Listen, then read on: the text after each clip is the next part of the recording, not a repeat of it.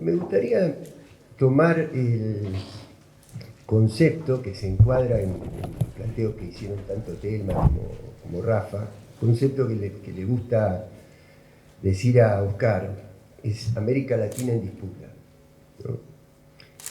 Ahora, yo particularmente no relaciono esa disputa con los resultados electorales en cada uno de los países.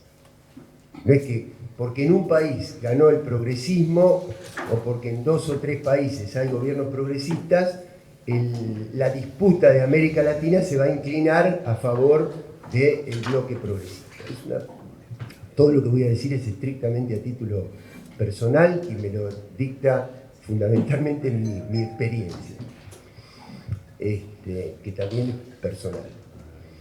Entonces creo que los motivos de la disputa tienen que ver con las grandes tendencias a nivel global. O es el avance de la derecha globalista si gana Kamala Harris en Estados Unidos, apoyada en los fondos de inversión y en las empresas de armamento, por lo tanto hay que sostener los conflictos bélicos, o es una derecha no tan globalista en algunos aspectos y donde se correría más riesgo de la internacionalización de las corrientes de ultraderecha, de las derechas más radicalizadas, si ganara Trump.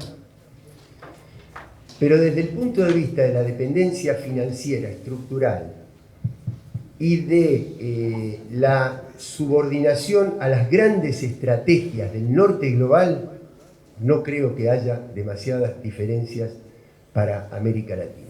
¿Por qué? Perdón, y del otro lado es la otra tendencia global, que es el mundo emergente. El mundo emergente en términos económicos, tecnológicos, institucionales, que la verdad que le está demostrando al mundo mucho más capacidad de estabilización, no solamente económica, sino también política. A mí me tocó todavía estar en Estados Unidos cuando se produce el retiro de tropas de Afganistán, en el primer año del gobierno de Biden, que fue un factor que lo debilitó mucho a él y que además generó una cantidad de riesgos de inestabilidad en todo Asia Central que los paliaron los países asiáticos y no Estados Unidos. Y lo mismo pasa con Medio Oriente. Entonces vos tenés toda una tendencia a armar nuevas instituciones y nuevos esquemas financieros y monetarios que funcionan de manera distinta. La composición del Banco de los BRICS no tiene que ver con la cantidad de capital aportado, sino que hay decisiones igualitarias. No es como el Fondo Monetario, como el Banco Mundial, como las organizaciones de Bretton Woods. Es otra cosa, y hay otra mirada. Y por otro lado, que este mundo emergente tiene más coincidencias con los intereses de América Latina en cómo lee la agenda global. Porque cuando uno los ve votar en los organismos multilaterales, votan en general en el mismo sentido que votaríamos nosotros. Se trate de Malvinas, del reconocimiento del Estado de Palestina, de distintas cuestiones. Quiere decir que hay una mayor cercanía, no digo similitud, no digo alineamiento, pero sí hay una mayor cercanía a la manera de leer la agenda global. Es entre esas dos tendencias. Entonces decía, no importa quién gane en Estados Unidos, vamos a estar sometidos, si seguimos encuadrados en esa inserción geopolítica como región, a las grandes líneas. Y las grandes líneas son generar con mirada estratégica, deliberada, profesional, la inestabilidad política y la polarización, como males crónicos. Como males crónicos. No hay una estrategia individual. A mí me tocó, porque uno lo ve, cuando entra a los portales de noticias de cada país, o cuando conversa con los representantes de cada país, la similitud absoluta que hay en todos los procesos. Daría la impresión de que son hojas que tienen línea punteada donde vos tenés que poner el nombre del país y el nombre del líder popular a desgastar, ¿no? Si es Ecuador, pones Ecuador y después pones abajo Correa. Brasil, Lula. Argentina, Cristina. Colombia, Petro. Obviamente hay particularidades, en uno son los contratos de obra pública, en otro es lo que le está pasando a Petro ahora, en estos momentos. Pero donde además la prensa colombiana, centralizada, el Clarín el mundo Clarín de Colombia, está planteando que Petro es alcohólico, que Petro está inestable mentalmente, una cantidad de factores que colaboran con el intento de golpe institucional que está haciendo la autoridad electoral. Entonces, la disputa de América Latina se va a dar en términos de las grandes tendencias. Por eso a mí creo que a todos nosotros nos mortificó mucho, muchos de los que estamos acá estuvimos en Venezuela. Cuando sucedió la elección en Venezuela, uno no puede pensar que América Latina va a resolver favorablemente esa disputa si Venezuela está de un lado y Brasil, Colombia y México están del otro. ¿Por qué? Porque hay una línea central, que es el antiimperialismo. Y hay una línea central que es luchar para insertarse en un mundo multipolar. Esas son las líneas centrales. Porque si la línea central es la cantidad de votos que hubo en la mesa 48 del distrito de Zulia, es como si yo, cuando el Tribunal Electoral le dice a Petro que le va a hacer un juicio político, le pidiera a Petro yo la última factura de aporte a la campaña electoral y si no me la presenta no le creo.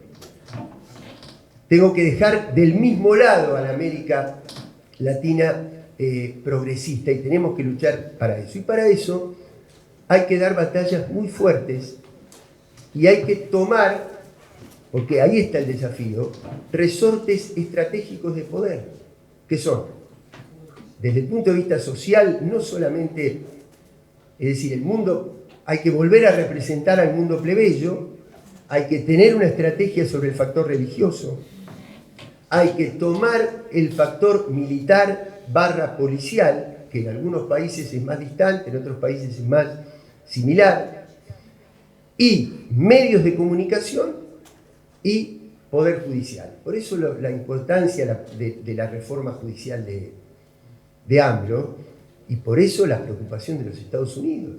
Porque no era un problema de defensa de dos jueces, era un problema de que le pone en cuestión una de las líneas centrales de la estrategia. Cuando yo decía desestabilización y polarización crónica, como en estado crónico, quizá el ejemplo, por lo menos el ejemplo que a mí me resulta más claro, es Perú. Perú no logró que terminaran su mandato los últimos 5 presidentes. Inestabilidad crónica del sistema. ¿Para qué?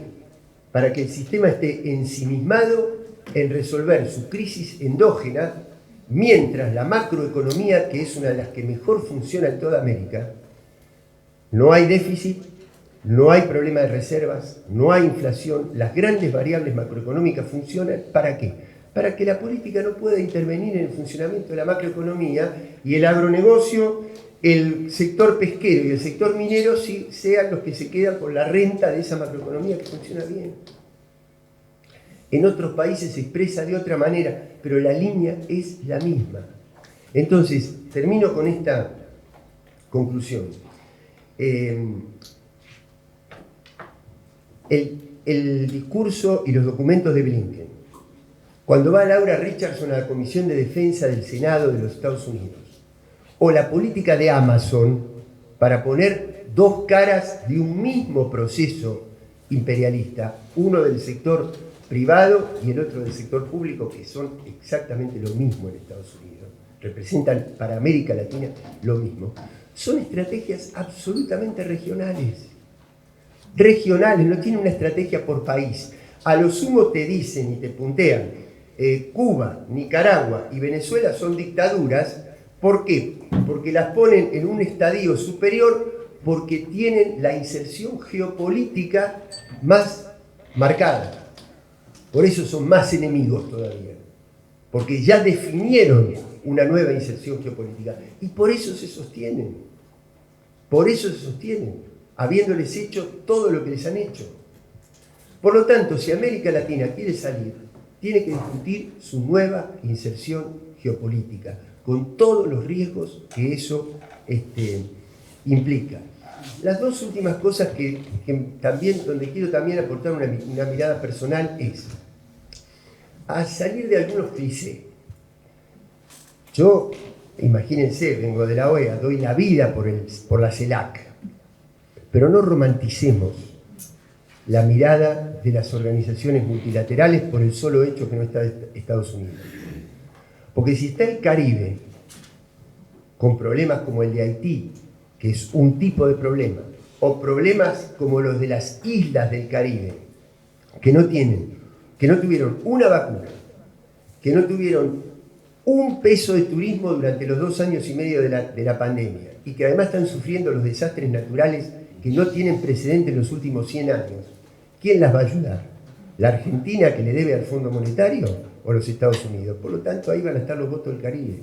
Y si yo tengo un organismo que tiene que tomar las resoluciones por consenso, con comprar a uno, ya rompí el consenso. Entonces no alcanza. Lo mismo que UNASUR.